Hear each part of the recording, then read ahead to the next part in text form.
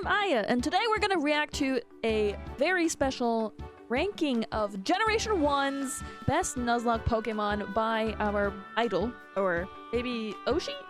Someone we looked up to, Pokemon Challenges, or Pichao. And as we've been doing a Nuzlocke of a ROM hack mod with the Moemon, which is taking place in Generation 1. It doesn't fully apply here, but I am very curious to see what Pichao has to say about what Pokemon are best to use for the Generation 1 Nuzlocke. So for example, if we do Fire Red, Leaf Green, or maybe Blue or Red, which I hope we don't do, because yeah, kind of scared for that one.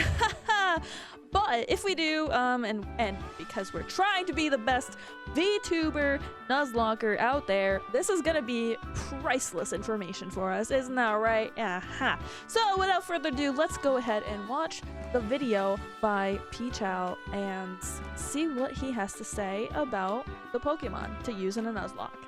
Alright, so this is the definitive Gen 1 Nuzlocke tier list by Pichao. Please go ahead and feel free to support Pichao by dropping a subscribe, a like, a comment on their video. I will link it in the description down below for our video. And please also consider maybe supporting your girl over here, by also subscribing and dropping a like and a comment. Maybe comment on what game you want to see me Nuzlocke, and should it be the first generation? Should it be Pokemon Yellow Legacy? Should it be a Fire Red, straight up pure Fire Red? Who knows?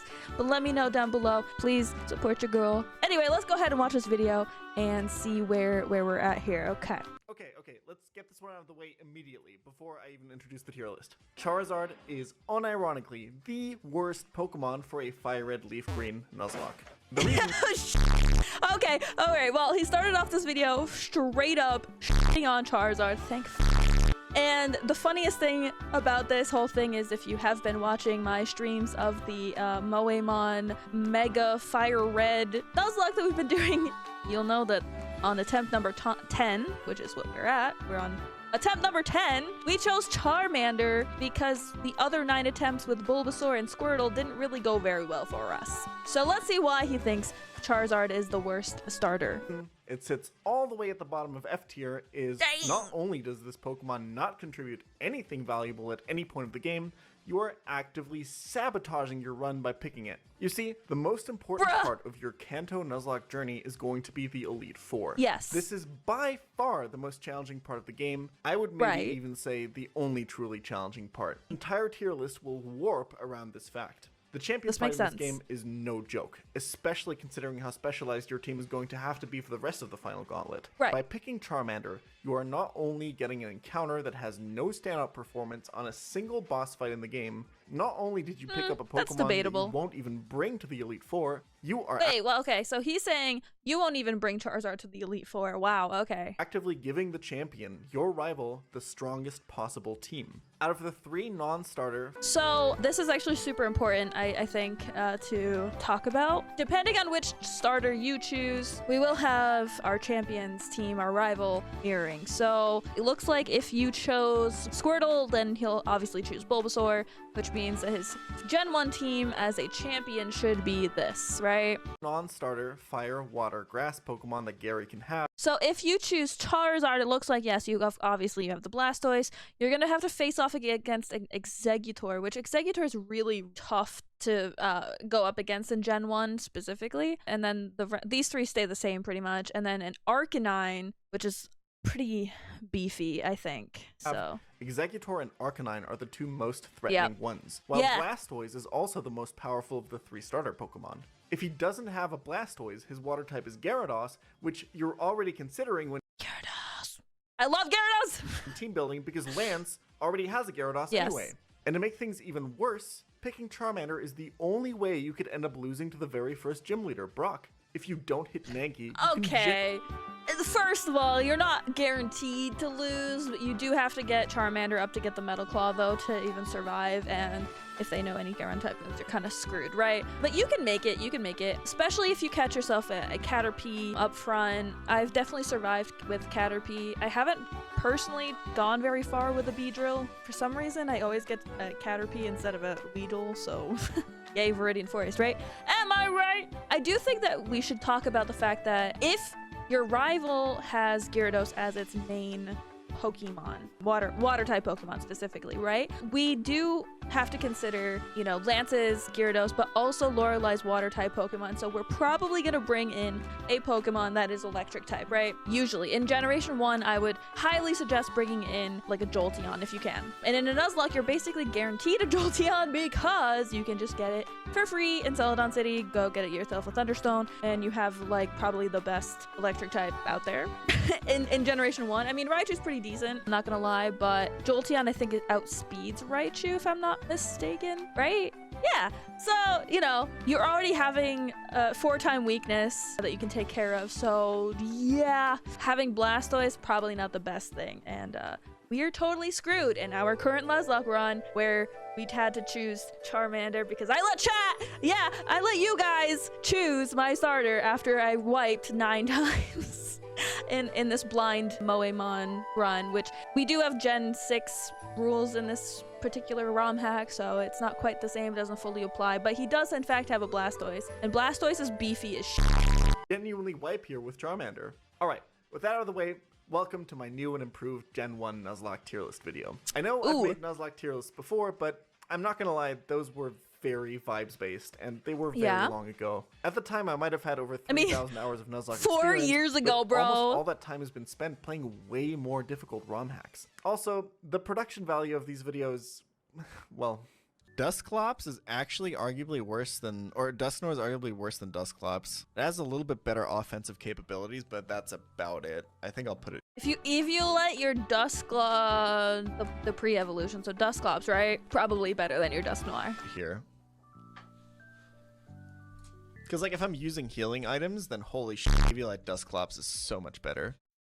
So, I figured it's time to make some more reliable lists for you. Starting in Kanto with Fire Red and Leaf Green, because who the hell plays actual Gen 1? Hold on. Actually, you could, put on the glasses. Oh, wait, you already have glasses on. Actually, I play Gen 1. Okay, thanks. And also, I heard that Pokemon Yellow Legacy is really good and it has a lot of quality of life changes that make it, way more worth playing. And, yeah, that's all I had to say because I actually like Yellow.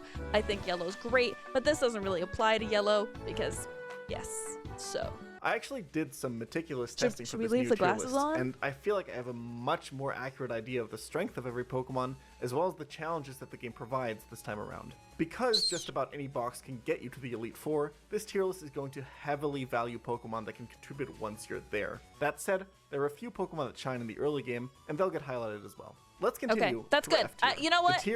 I'm really happy that Peachel's saying that, you know, we're gonna primarily evaluate based off of the Elite Four because that's probably the most challenging portion of the game, right? There are a few like parts of fights that might be a little difficult, such as if you're really not smart, you might struggle with a couple fights if you don't pre-plan for them ahead of time, right? So some of them can be a little tricky, and if you know how to map your ideas of what you think you should have at least, or try to encounter, there are like, you have to think about, okay, what do I need for each gym, but primarily the hardest is probably going to be Elite Four, right?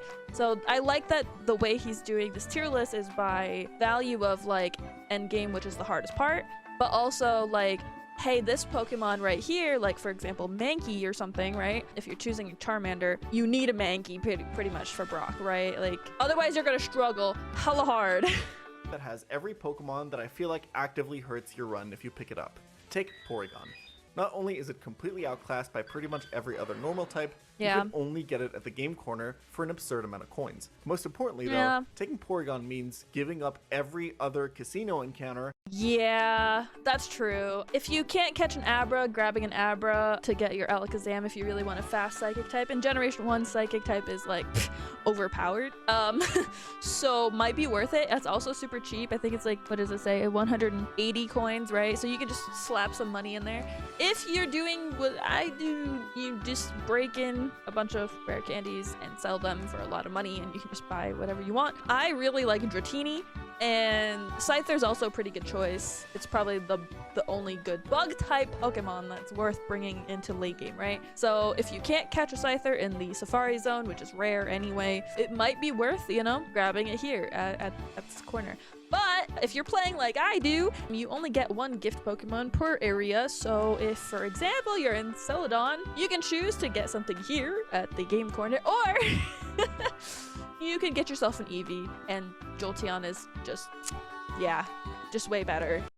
Or the free Eevee, which also has a catch location of Celadon City. Even if Porygon did offer some mid-game value, which it doesn't, it wouldn't be worth giving up Vaporeon. Can we, hold on, can we watch this for a second? Okay, watch how he goes down the stairs, okay? Also has a catch location of Celadon City. Just watch. Even if Porygon did offer some mid-game value, which it doesn't, it wouldn't be worth giving up Vaporeon. Bro, we do this all the f***ing time because we're speeding it up on the emulator. I'm glad I'm not the only one having these issues, okay? I just wanted to point that out. Thank you, Pichel, for making me feel good about myself. Yay! Or Jolteon, or Jolteon's the so one good. casino encounter that's, by extension, actually going to end up in S tier. Same idea goes for Lickitung. It's only available via trade, and depending on which game you're playing, you'll have to give up either Golduck or Slowbro. Golduck isn't great, but look at Lickitung. This thing is like offensively bad. Both Slowbro and Golduck are better just on the basis of being water types, and Lickitung isn't bringing anything to the table. Okay, Ditto technically doesn't hurt your run when picked up. Like, sometimes it is just your random encounter, but come on, you gotta put Ditto in F tier, right? Moving. But Ditto, it's so breedable. It's the breeding powerhouse, you know? I mean, not that you can use it in a Nuzlocke, so I guess that makes sense. But also getting, like, to copy certain, you know? Nah. Yeah, I'd probably also rank it down at the bottom, to be honest. As much as Ditto is fantastic and great for breeding, and the Moemon sprite for Ditto is actually quite adorable. Nah. Moving up to C tier, we have the Pokemon who don't actively sabotage your run, but are always outclassed by something else on the list. Marowak. Okay, so C tier is, they're not the best, but you could make it, right? Marowak is a fine example. What? Marowak is so good, bro! Marowak is so good! Types are usually in pretty high demand for a Nuzlocke, but Marowak doesn't show up until after Surge, and by the time you get it, you could already have Sandslash, which is basically the exact same Mon. I guess you could technically get a Thick Club to improve its attack, but I honestly don't even see how Marowak with doubled attack does anything valuable by the time you actually get it. Persian is C tier, outclassed by the other normal types in a world where it doesn't benefit from Gen 1's insane crit mechanics. Hitmonchan was both useless and outclassed by the other option from the Fighting Dojo, Hitmon. Really? So he just said Hitmonchan is worse than Hitmonlee. But Hitmonchan has a way better move pool than Hitmonlee does. I wonder what he's gonna say about Hitmonlee later. It's way too late, and fire types are also that's also true. Kind of bad in this game. Like, they don't really do anything. Seeking, Golduck, and Seadra don't stack up against the rest of the game's water types, which are all available at the exact same time that these guys are. I guess they all sweep Blaine and Giovanni, but like, who doesn't? This is the essence of C tier. Who doesn't? Fair enough. I should also mention here, I'm assuming the player does not have access to trade evolutions. I didn't really do any testing on... Yeah, that's true. If I'm gonna do it, I'm gonna have to hack in a way to get trade evolutions without having to trade, because if you are unfortunate enough to get your encounter to be Abra, well, I guess you could trade your Abra, right? To get a good psychic type Pokemon, though I think Alakazam outclasses Mr. Mime, in my opinion, because it has like that great speed and everything. But I'm also not like the best Nuzlocker in the world. I'm just starting out as a up and coming pro Nuzlocker. But what if you get like Ghastly? Because like, let's be real, when you go to Lavender Town, you're probably gonna get a Ghastly as your encounter, and Gengar is way better than Haunter in my opinion. And I mean, I guess if you slap an Eviolite, but I don't think I would take Haunter into the Elite Four with me. This doesn't seem right, you know? So yeah, just hack your fucking ROMs. Golem, Alakazam, Gengar, and Machamp. If I had to guess, Zam and Gengar would be A tier. Golem and Machamp would probably be B tier. But I feel that's pretty like most good. people don't go through the effort of hacking them in or trading them with themselves. This is why Machoke just doesn't cut it. Yeah, so Alakazam and Gengar are really, really good. Very fast, very strong Pokemon. In Gen 1, Psychic kind of like is overpowered. So having Alakazam up here is really, really good. Gengar can learn Psychic, which covers its like all the you could sweep Koga basically if you teach your Gengar Psychic, because you're not gonna really take damage. You are a poison type, so you're basically resistant. Ghost typing, so yeah, we already know about Ghost type, right? And then knowing Psychic or something like that, that just pew, dead, you know? And sits down here in C tier. Muck might Let's have a case choke. for a higher A choke! rating if it got Shadow Ball to give it a purpose in the Agatha fight, but as it is, it's just useless and obtained way too late. Pretty disappointing, honestly. Kabutops is both just useless on the Elite Four, but also prevents you from getting Omastar, a substantially better water rock type for the Elite Four. Similarly, Lord Helix, okay? There's a reason why we call him Lord Helix, right? Yes. the Aerodactyl is also surprisingly useless in the Elite Four, joining Really? Kabutops in C tier. Okay, maybe I'm being a little bit inconsistent here with placing Lickitung in F tier and these guys in C tier when they both just kind of replace a Pokemon that's better. But like, at least Kabutops and Aerodactyl aren't like offensively bad, and also the Pokemon they replace aren't like essential. Cloyster also belongs in C tier, thanks to an unforgivable sin for any water type. It can't even solo Blaine. Wait, what? Cloyster can't solo Blaine? Is it because of the ice typing? But I thought Lapras could solo Blaine. Yeah, Lapras is heftier though, right? Moltres is also in C tier. Really? It's a legendary in a game with just 3 usable legendaries, but Fire Flying is just not a good typing for the Elite Four, and you literally don't get it until you're right on the doorstep. Use Which your is Master Ball for why something else, I say. Charizard With also that, got dumped we can in move there. on to the vast majority of Pokemon that actually do something. B tier. Okay. Pokemon that all B-tier. have some sort of use in the early or mid game, but drop off substantially by the time we get to the Elite Four and the actual challenge of the game. We'll start with Onix. It's trash for the vast majority of the game, but escapes a C tier fate thanks to the fact that it can be a last-ditch counter to Giovanni's Kangaskhan in Rocket Hideout. This Kangaskhan is like actually a little bit threatening. Ductrio similarly only has one real use. It can solo Surge as a Diglett. You usually don't need it unless you've gotten ridiculously unlucky with your encounters at that point, but it can be a run saver in those instances. Wheezing was really disappointing. I tried to make this thing work in the Elite Four. I think there was something there with its physical bulk and poison resistance for Agatha, but it just I mean, yeah. Can't you also, I don't know, explode? can't cut it. Bulky enough to be useful for some tougher mid-game fights like Koga, but that's about it. Victory Bell is complete trash for 95% of the game, but sneaks into B tier because Weeping Bell can save your run at Misty if you're in extreme need for a grass type. Fearow is a worse version of the early game flying normal type Pidgeot. Well, not really. It does have better offensive stats, but Hold on. game flying normal type Pidgeot. Well, not really. It does have better offensive. So let's just compare. Let's shove our glasses up and look at it. Okay, so it is faster. Its specials are lower. Does have slightly higher physical and defense. HP's HP is so low, bro. It's also only a one stage evolution, so Pidgeot gets the extra boost. I think that's where those extra points come from, right? But Offensive stats, but Pidgeot has some unique tech that makes it actually usable in the Elite Four. Okay, we're gonna get a lot of hate for this one, but listen, I initially thought Farfetch'd was going to be down in F tier. It is a trade-only mon for Spearow, but like, you don't actually regret trading away your Spearow? My thesis is that Farfetch'd and Fearow do the exact same things in Fire Red and Leaf Green. Farfetch'd is even arguably a better Erica counter than Fearow, which places it into B tier. Golbat similarly earns B tier status thanks to destroying Erica. It also can be helpful against the rival's grass starter if you take Squirtle. Okay, let's go back to this one more time. Seriously, I'm not kidding. I actually think that Farfetch'd and Fearow fulfill the exact same roles and are equally useful, despite Fearow technically having better stats. Pinsir, Rapidash, and Flareon are all— I don't know. I think that nah. I don't know. That one's like weird to me. I personally, I think Pidgeot is the best out of the flyings. Dodrio's alright. I don't know where. I think maybe he's gonna put it into B tier, probably. I would think so. I think that Pidgeot belongs in A tier, probably. all B tier for the same reason. They've got solid attacking stats for mid-game trainers and bosses, but they just don't have enough to hack it in the Elite Four. Speaking of these three, there's something I discovered about this game while testing. If you'd like to know something cool I learned about Nuzlocking this game that doesn't really have much to do with the tier list itself, I'll tell you about it in today's sponsor segment presented by Manscaped.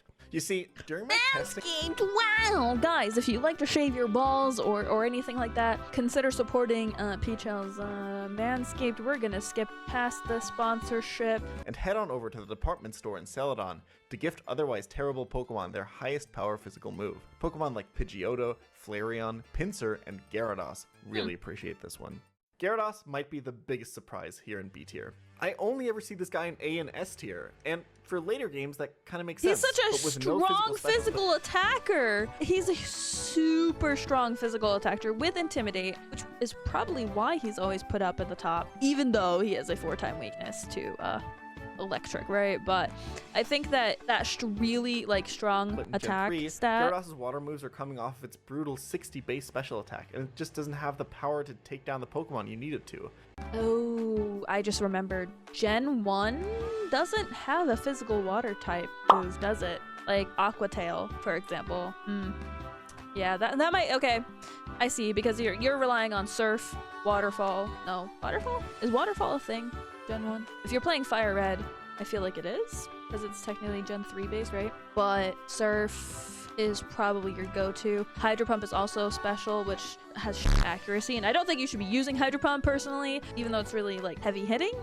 But yeah, if you're using a Gyarados for water moves in this particular generation, I will have to agree that it is less good than other ones. For example, like Starmie is probably at the top. A Lapras would be really good. Slowbro for water typing at least. Is Dugong just pure ice? I can't remember. It might be water ice. If it is, There is kinda no beefy. fight to Dragon Dance set up on. It just doesn't do it. It's not just the Elite Four where Gyarados falters, it can't even solo Blaine. It does give some important early game support by soloing I'm a solo Blaine with a Gyarados. It's gonna happen. I'll prove you wrong, Peachum. I'll prove you wrong. Misty, it does great in every Giovanni fight, but the total package is pretty underwhelming given how good Gyarados is in most other contexts. Parasect's garbage typing and stat line mean it can only be useful for so long, but this thing is Yes. actually kind of godlike in early game. It does great against Misty, can sometimes even solo her, and it can solo Surge if you use your Dig TM on it. Primeape is mostly useless outside I disagree with Paris and Parasect. Their stat are fucking garbage. And while I did when I was little, and I mean little like baby Aya, okay? My mom and I were playing Pokemon Yellow together. Basically, I ran around and just battled things, and then she would play the actual story when, you know, we would take turns kind of deal. So my mom and I bonded over this, right? But she decided Parasect was great. We're gonna bring it in to Giovanni, the 8th gym leader. And let me just tell you, it fucking sucks. So yes, late game Parasect is absolute trash, and I feel like there's better for Misty. Like there are better answers to Misty, right? Honestly, and this is just my opinion, but if you're playing Fire Red, Leaf Green, you should grab yourself that Magikarp, make it a Gyarados, and bite her stupid ass Starmie. Okay? I think that's the strat. outside of one scenario. If you pick Charmander, you need Mankey to beat Brock.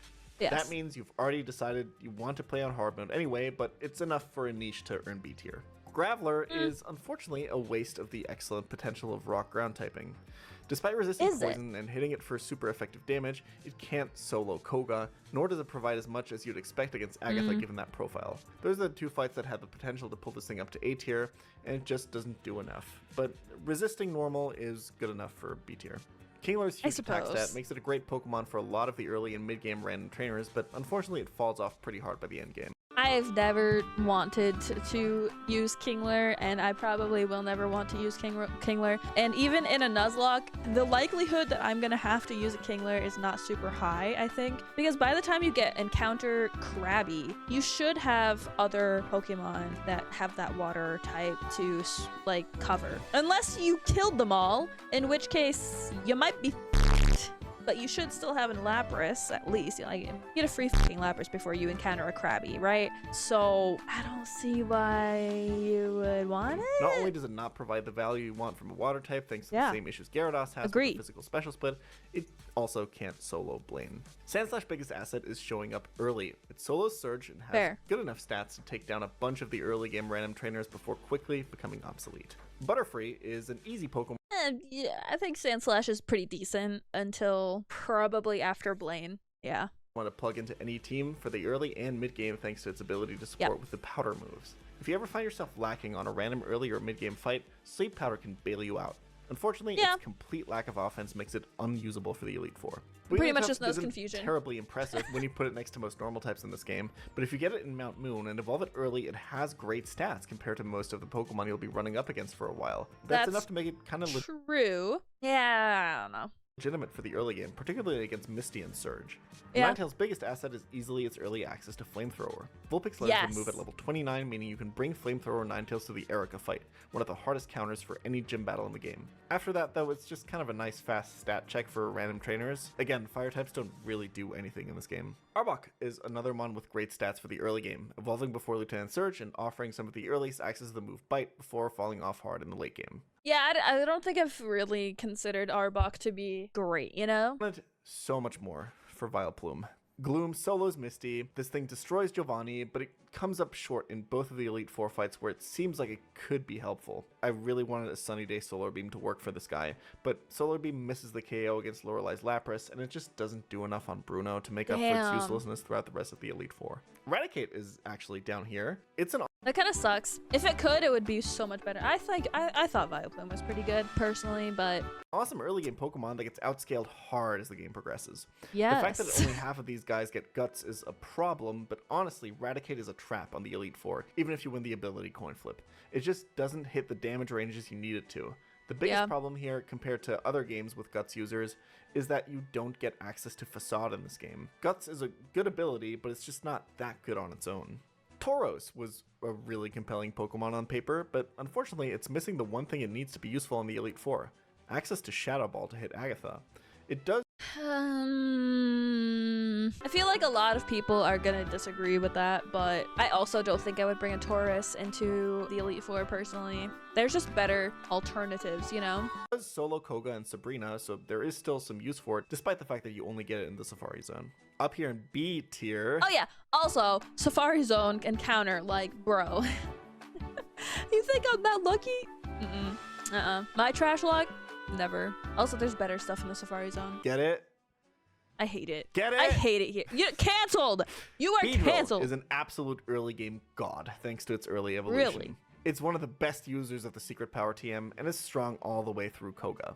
It just doesn't have the stats or typing to justify itself on an E4 team. Similarly, both Nidos are great early game Pokemon by the same logic. Okay, first off, let's talk about Beedrill for a second. I think Beedrill being a bug isn't bad, especially since Psychic gets by bug types, but I don't think it has the stats to really make it very far, and I think I agree with that.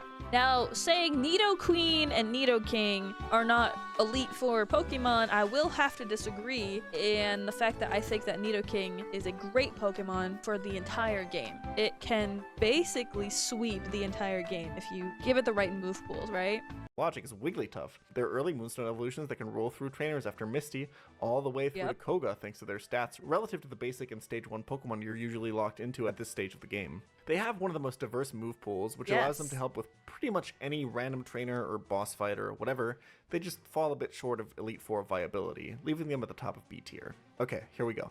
I wasn't kidding when I said that the difficulty of the Elite Four warps this entire tier list. The main threats in this Elite Four are Lorelai's Dugong and Lapras, Bruno's Hitmonlee and Machamp, Agatha's Gengars, but honestly her whole team is kind of a threat, Lance's entire team, and the Champion's entire team. Every Pokemon from here on out helps you beat at least one of these threats. Even if these Pokemon are substantially worse in the early game than some of the mons I've listed, I find any niche on the Elite Four to be more valuable. There are more than enough Pokemon that help out in the early game fights, and the Elite Four is really that large of a difficulty spike compared to the rest of the game. Let's talk. Okay, I think I've been like considering the whole game instead of just the Elite Four up until this point when I've been saying my opinions based off of what they like, where he's ranking things. For example, putting Beedrill in B tier. I'm like, yeah, I mean, I get that. And Nidoking in B tier with Beedrill, I'm like, wait a minute, hold on. Nidoking is really good, and same with Queen. I just prefer Nidoking personally. It's purple, and I just love Nidoking. Right after the whole threats section of this video, I do have to say he makes a pretty good point when he's talking about the threats, and the Dugong and Lapras are just not viable for a Nito, right? So I get it, right? They're both bulky. They are definitely gonna hurt. Lance's entire team, if you have a good ice beam user, I think you'll be fine. And you should definitely consider having somebody with an ice beam. For the dragons, and you definitely want an electric user, fast electric type to take down any Gyarados and flying types that you might encounter. Gengar being super fucking fast is a problem. Being a ghost type, it kind of like kills off your psychic types, and he's fast, right? So if you took an Alakazam in there, that's great. You're gonna have an upper hand because you're fast, and you might be faster than a Gengar. Maybe. Depends on how much you EV trained, I guess, and whatever. But you might be super effective, but Gengar is also super effective against you. And do you really want to take that chance in a Nuzlocke?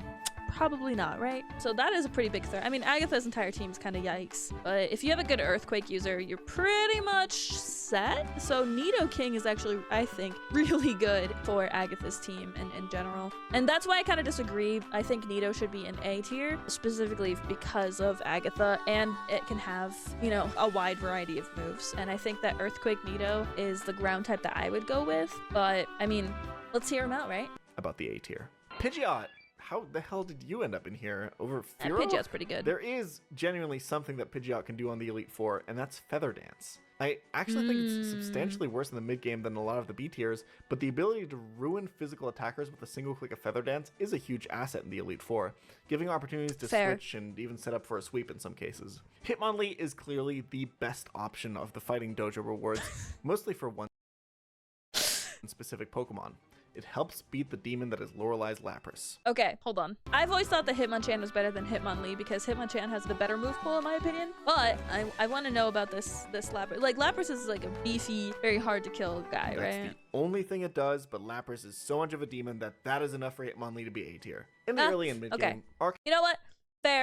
Fair enough. Understandable. Have a nice day. Arcanine is severely held back by the fact that you need to delay its evolution until level 49 to learn Flamethrower. Yeah. But once it's online, it's a predictably solid Pokemon. It doesn't really sweep any Elite Four team or anything, but it does solid work at filling gaps against Bruno, Agatha, most importantly the champion and his killer Exeggutor. You can also get extreme speed on this guy for the champion's Alakazam. Even without access to Gengar, Haunter is Arcanine is just an all. I think I would consider an Arcanine to be an all-rounded. So I guess I don't know if it doesn't have like a really good purpose. I feel like Arcanine and Nido are kind of same in my opinion. I'm just kind of mad about the Nidoking. I'm not gonna lie. I love Nidoking, and I think Nidoking belongs up there.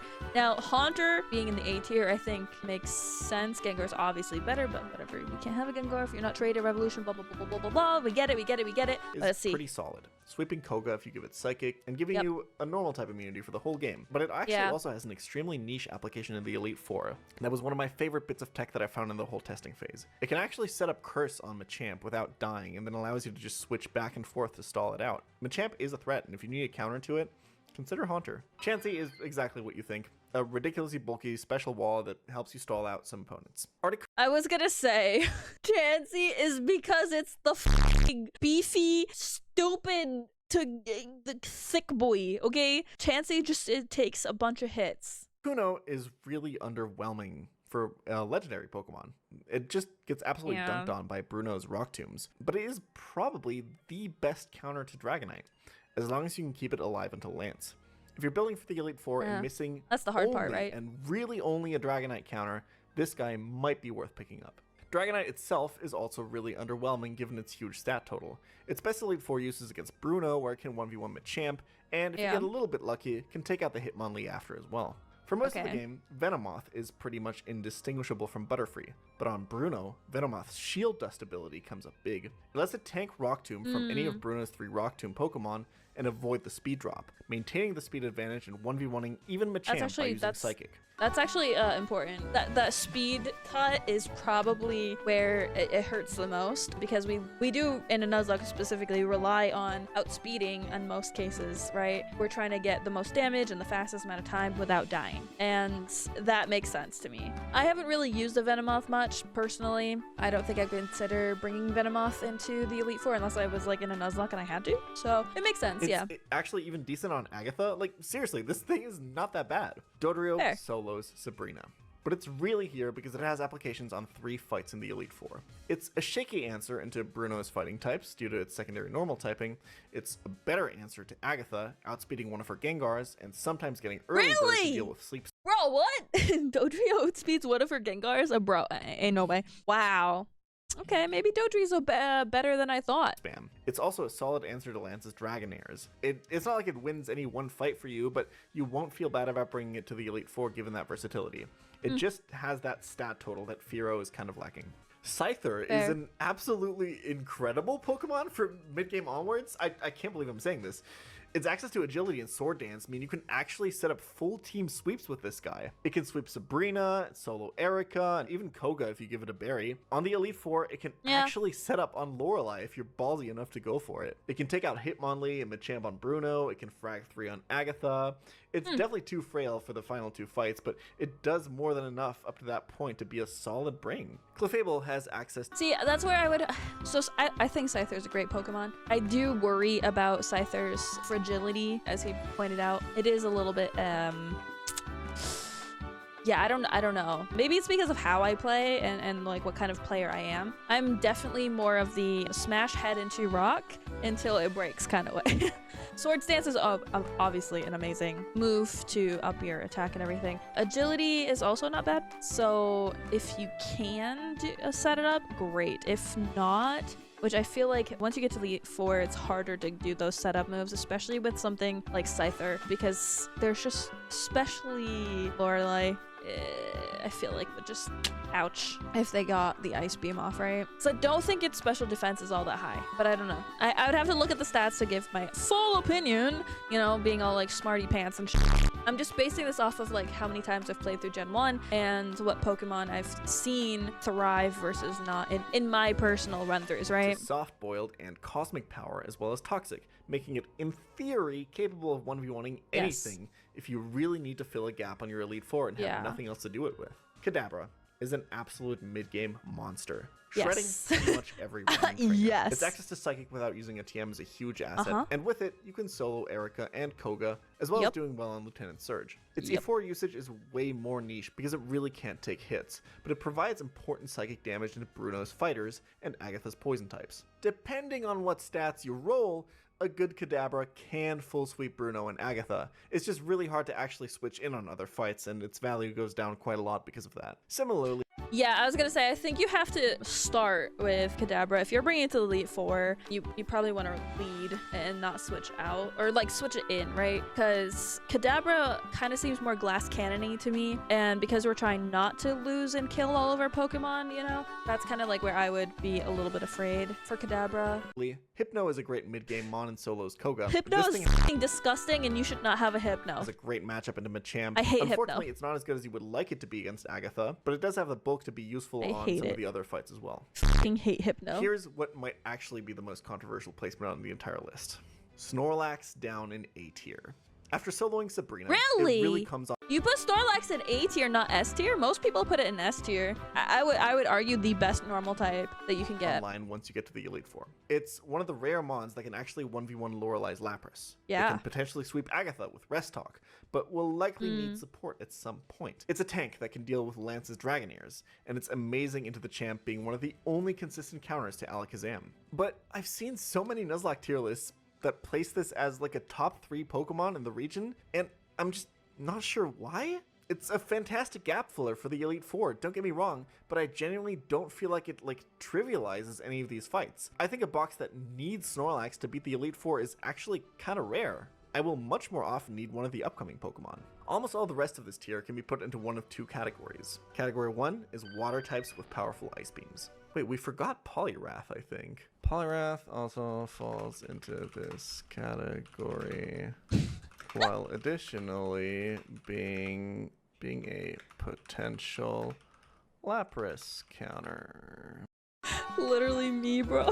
Literally me. I'm just like, hey, I'm gonna do this video and we're gonna talk about this thing and we're gonna do some reacts, and then I'm like, hold up, wait a minute. Huh?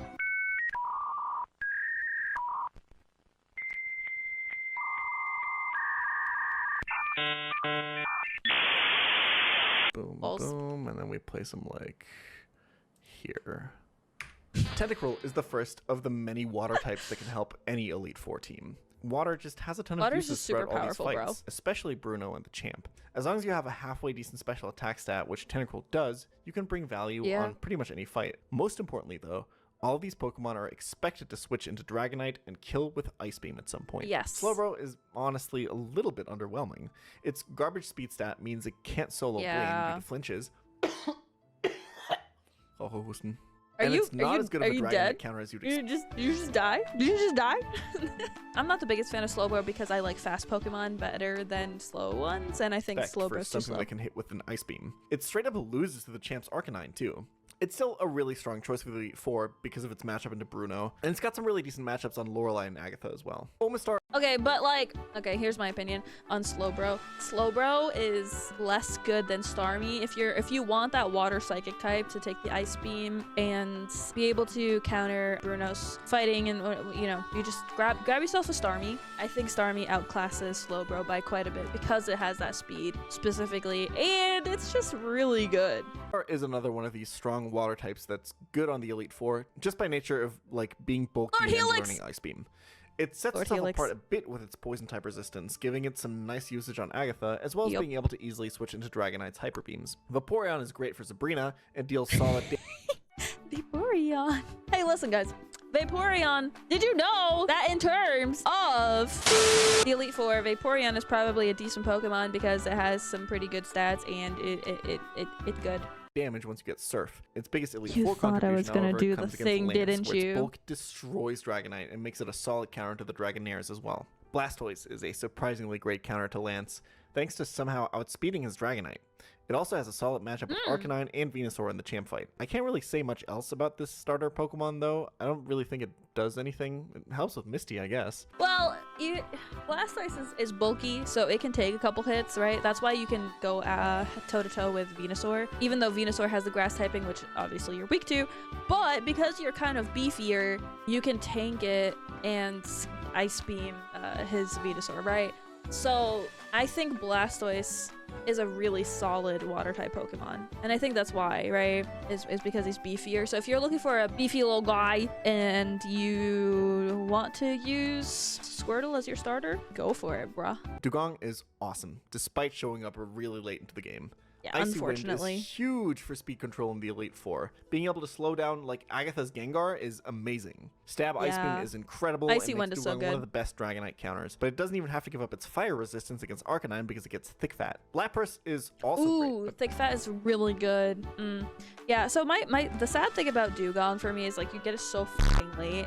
I wish you could have access to it a little earlier because I love Dugong. I think Dugong's fucking adorable. It's bulky. It's got really good move pool in my opinion. I agree with this placement. I think Dugong belongs in A tier. Honestly, I expected there to be more of a separation between Dugong and Lapras. These two kind of do the same thing. The main difference is that Lapras gets Thunderbolt, which makes it great against Lorelei. And it also has a great matchup into Dragonite. But its matchup into Arcanine is like way worse. And that's all the water types. Next, a quick break with one of the best psychic types, Jinx. You did not just say Jinx. Really? Jinx? Really? Also, I would like to point out that he did not put Starmie into this list, which means I think Starmie is going to be in the S tier, which it absolutely deserves. Starmie is a very, very good water Pokemon in Gen 1. More than enough on the Elite Four to warrant an A tier inclusion. It destroys Bruno thanks to the unique Ice Psychic dual typing, and also takes 3 kills against Agatha. Quick Ice Beams make it by far the best Psychic type for Lance. Jinx is a traded Pokemon, which means it will always have the same nature in IVs. And its plus special attack nature is amazing and nets a ton of kills on the Elite Four, but very crucially means that if you're staying within the level cap and not EV training, you will not be able to outspeed Agatha's second Gengar. And with that... Yeah, okay. Jinx is pretty decent. I'm not gonna lie, I just don't love Jinx. But he's not wrong. He's not wrong. Comes the second group of Pokemon that almost always makes it onto an Elite Four team, the Electric types. The electric types, let's go! Electric type is absolutely necessary, considering that Dragonite, if you f up really bad, okay? And this is like, if you f up really bad, I mean really bad. and you no longer have Ice Beam, then you need an electric type that can tank a hit and get rid of the flying types. So if they have a flying type, which I believe Dragonite is a flying type. Let me just look. Hold on. Dragonite is a flying type, right? Yes. So like say you screw up, right? Totally not from personal experience or anything. I would never just fuck up my Ice Beam and you know, die halfway through, and you know. So you might be resorting to thunderbolting or something to get the Dragonite to die. You know. Type is essentially required for the Elite Also Four, in my Gyarados. opinion.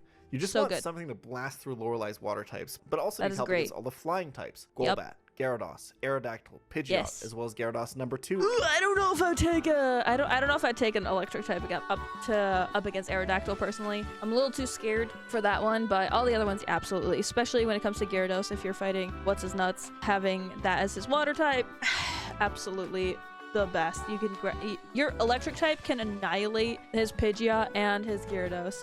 And his Charizard. I mean, come on, right? And Charizard if you picked up Bulbasaur. Fast electric types also really help against Agatha's Gengars. Yes. Raichu doesn't really do anything special and is actually kind of surprisingly bad against Misty if you get it early, but it does Really? get Thunderbolt at level 26 for the early game. For the Elite I didn't think you could get a Raichu before Misty. Like, you could have a Pikachu, but I thought you didn't get a Thunderstone until Celadon. 4 though, it's just our baseline electric type. Electabuzz is in a similar boat there, in competition for Raichu as the worst electric type. It'll I think get the job Raichu's done better if you're than lacking the other Electabuzz. electric types though. 'Cause you can get it Electrode is earlier. definitely a step up with its massive speed stat aiding its light screens, as well as the ability to blow up on the champion's Alakazam, one of the hardest Pokemon to counter this late into your gauntlet. Okay.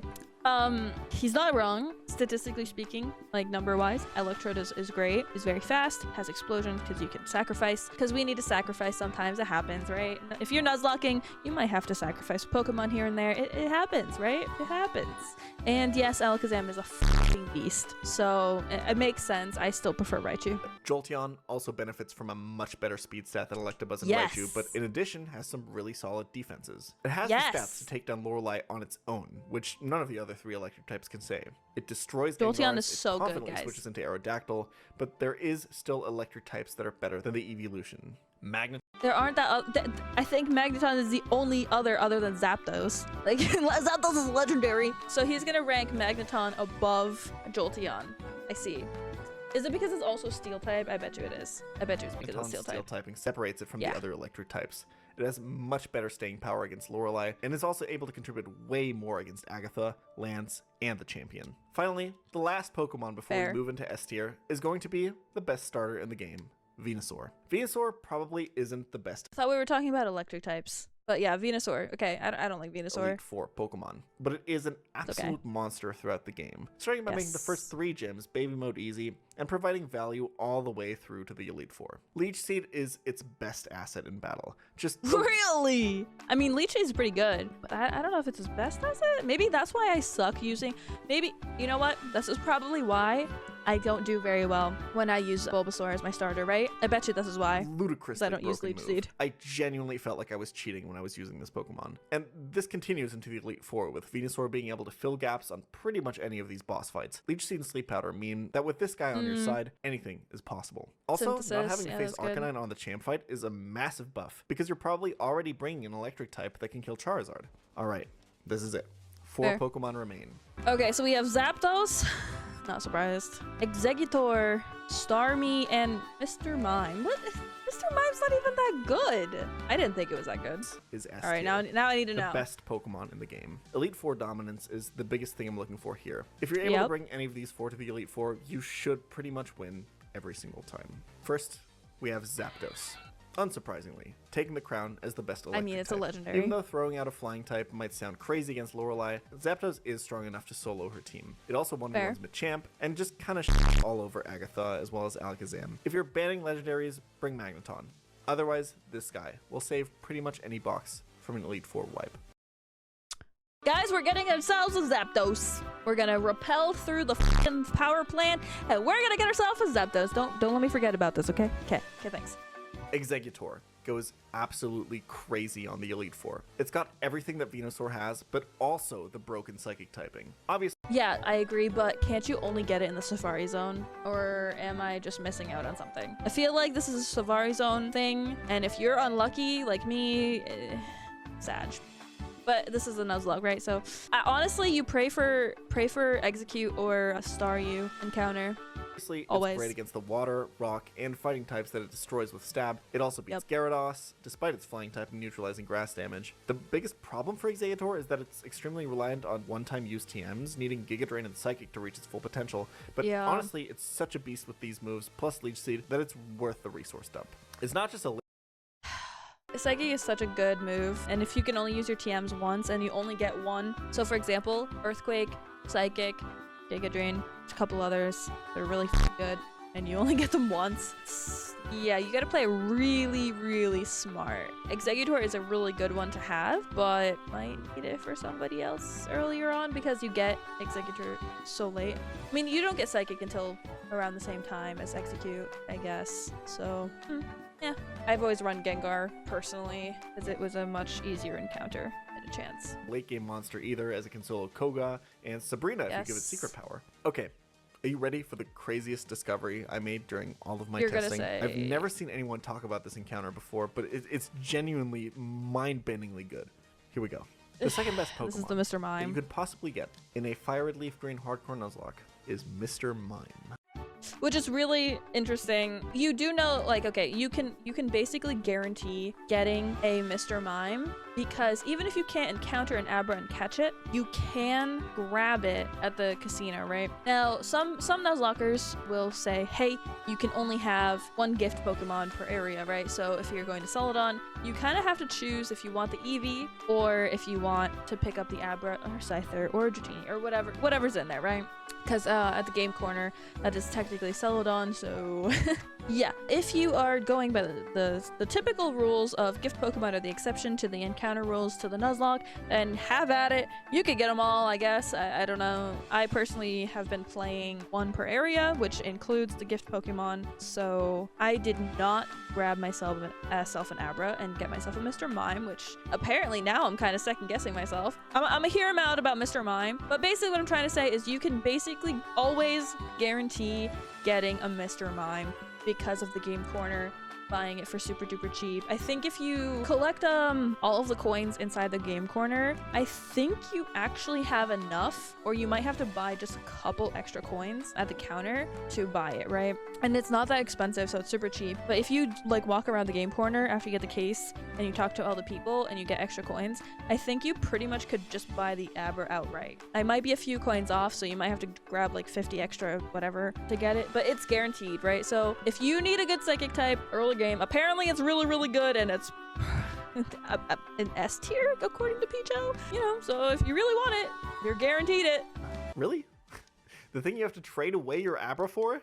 Hear me out. First of all, this thing is guaranteed because you could just buy Abra from the casino. Literally it's what I just said! Incredible for the early and mid game with Magical Leaf to give it really unique coverage. Once you get it, you basically one-tap every single random trainer from that point onwards. Hikers, lasses, bikers, rockets, black belts, swimmers, they all fall at the hands of the Mime. It has ridiculous support moves like Encore in both screens. It learns Psybeam at level 29, which just so happens to be Erika's level cap and allows him to easily solo her, and then learns Psychic just in time for Koga's level cap to solo him as well. You can bring this thing on every single gym fight and it'll do something. But here's the real kicker. Thanks to the fact that this is a trade encounter, it's always going to have a timid nature, letting it consistently outspeed Agatha's second Gengar. That is one thing to consider always. It will have consistent stats. It will have a consistent nature. It will basically be okay. All right. Okay. I see what you're saying. Because of this, as well as its access to Magical Leaf, Mr. Mime just straight up, always, no matter what, solo sweeps Bruno and Agatha. And as if that weren't enough, it gets Thunderbolt for Lorelei and the Gyaradoses. It can switch into Alakazam Psychics. You can go crazy with Encores and Screams on the champ fight. Seriously, this Pokemon feels like it's tailor-made to beat this game. But there's one more Pokemon that beats even the Mime. And that Pokemon is none other than Starmie. It's got speed. So good, dude. It's got power. It's got bulk. It's got the speed. It's got this really good special attack. Even has a decent like physical attack, you know. It's pretty good bulk spread. I would say 520 for Starmie is like, come on. Starmie is a great Pokemon. It's fast as f. It's got a really good move pool. Psychic water type. I mean, come on. Thunderbolt for Lorelei, Gen 1. while resisting water and ice. It's got Psychic for Bruno and Agatha. It's got Ice Beams for Lance. And to top it all off, Patrick motherfucking Star over here gets access to Recover. This man just called it Patrick motherfucking Star. I'm so done. I'm done. I'm so done. Okay, cool. I can't believe this. I'm just gonna quit. I'm gonna say, you know what? This is fine. Anyway, Recover. Yes, good. A natural cure for the hardcore Nuzlocke game mode where no healing items are allowed. I'm pretty sure that there is Starmies out there that with the right nature and IVs, maybe some EVs, can solo basically the entire Elite Four except for the champion. So I guess if you learned anything from this video, if you're gonna Nuzlocke Gen 1, make sure to pick Leaf Green. And here's the full tier list for you to see. Ouch! Leaf Green is the better choice, specifically because you get Ninetales, which, as stated prior, early fire, flamethrower access, Starmie, and well, yeah. I mean, Arcanine's great, but Starmie's better, you know? Also, first, can we just like talk about the fact that Azumaril's on this list? And I know we're only ranking Gen 1 Pokemon, but like, Azumarill is also a pretty decent Pokemon. Leaf Green. Saying. And here's the full tier list for you to see. If you Yes, click on we're the video and then Nuzlocking Leaf immediately Green, skip guys. to this point, consider scrolling back and watching the rest. Give me some watch time, please. Don't just click off now. Thank you. How about Peach Owl by watching the video, link down in the description. As we've reacted to it, I think it's definitely worth it. I think we have like a couple more seconds, so let's see what As else is he has to tradition say. for these tier lists, make sure to let me know all of the placements you disagree with by writing a long and detailed YouTube comment. I'll make sure to not read a single one. Yeah. I can't believe that he's like, yeah, make sure to leave a long detailed comment about what you disagree with, and I will definitely not read them. GG's. Unfortunately, I also have a bad habit of potentially missing or not reading some of my YouTube comments, but if you want to help me out, please consider dropping a comment, a like, and a subscribe on the channel, because we are going to be setting out on the journey in 2025 to be the #1 VTuber Nuzlocker. Have a fantastic time and happy holidays.